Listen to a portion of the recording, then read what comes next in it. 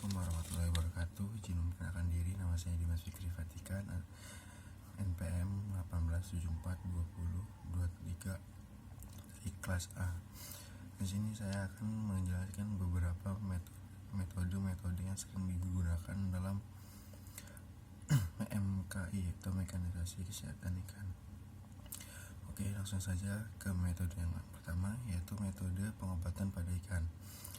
Metode pengobatan pada ikan terdiri tiga, yaitu penyuntikan, oral atau pakan, perendaman.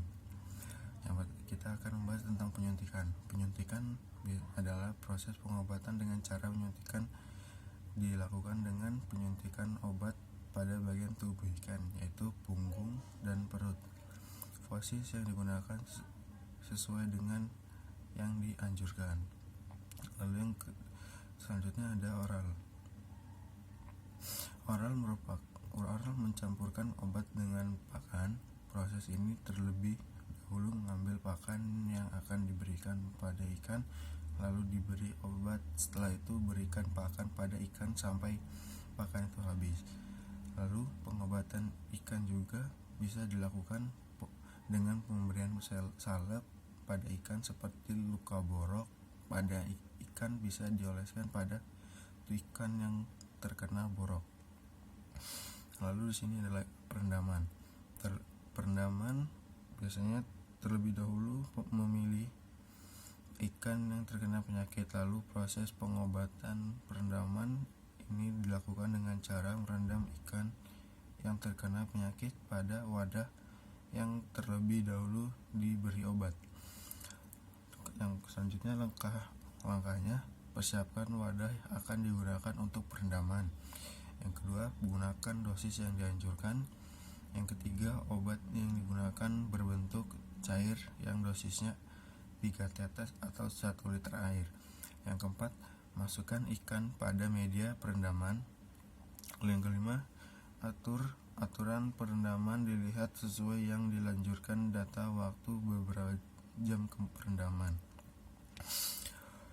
Selanjutnya yang kedua adalah pengujian sampel darah ikan. Pengujian sampel darah ikan, pengambilan sampel darah ikan, pengamatan hemoglobin dan sel darah putih.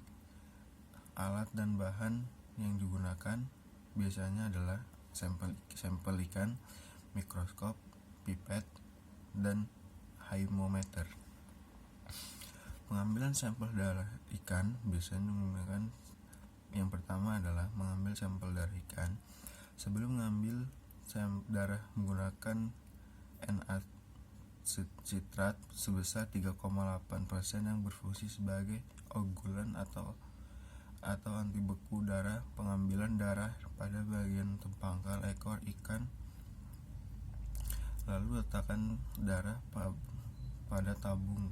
Dilanjutkan pengamatan hemoglobin, mengambil darah menggunakan pipet, lalu dimasukkan ke dalam haemometer. Sampel yang diambil 0,2 ml yang kemudian diletakkan pada tabung yang sudah diletakkan 10 ml HCl 0,1%.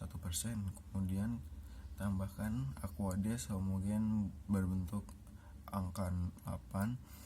Setelah itu pengamatan dengan menggunakan mikroskop untuk melihat sel darah ikan.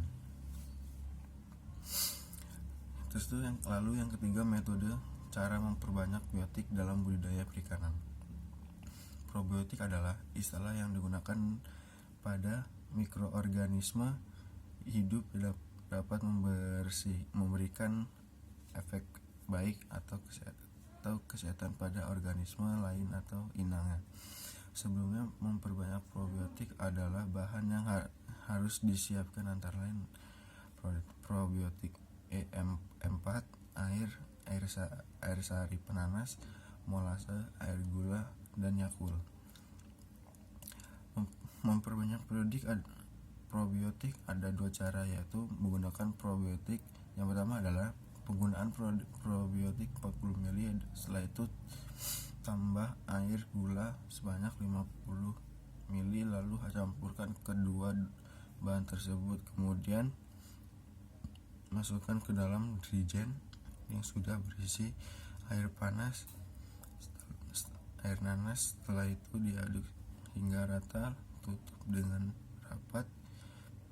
Simpan kurang lebih selama 1 minggu, lalu setelah itu dapat diaplikasikan ke kolam. Ciri-ciri ikan ciri-cirinya jika sudah jadi yaitu berbau asam khas probiotik dan warnanya yang berubah menjadi coklat kemerahan atau kekuningan. Yaitu cara kedua adalah dengan cara menggunakan molase sebanyak 60 ml, kemudian tambahkan probiotik 40 ml, campurkan keduanya bahan tersebut. Setelah itu masukkan ke dalam dirijen sudah berisi air sebanyak 1,9 liter dan lalu tutup hingga kurang lebih 1 minggu. Lalu metode terakhir adalah pengujian bahan pencemar pada air.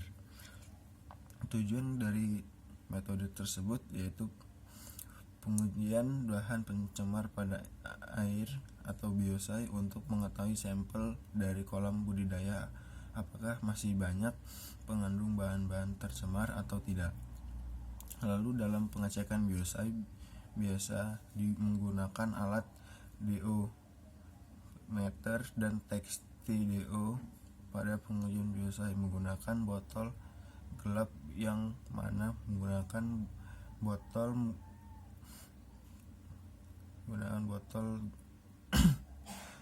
gelap terang bertujuan agar tidak terjadi penambahan oksigen pada saat penyimpanan. Pada pengujian ini membutuhkan waktu 5 hari. Lalu selanjutnya dan yang harus dipahami adalah semakin banyak nilai BOD yang maka brand tersebut semakin tidak baik karena bahan cemarnya banyak, artinya oksigen banyak berkurang karena banyak untuk dimanfaatkan. Oke, itu saja penjelasan tentang metode-metode kesehatan ikan. Kurang lebihnya mohon maaf. Assalamualaikum warahmatullahi wabarakatuh.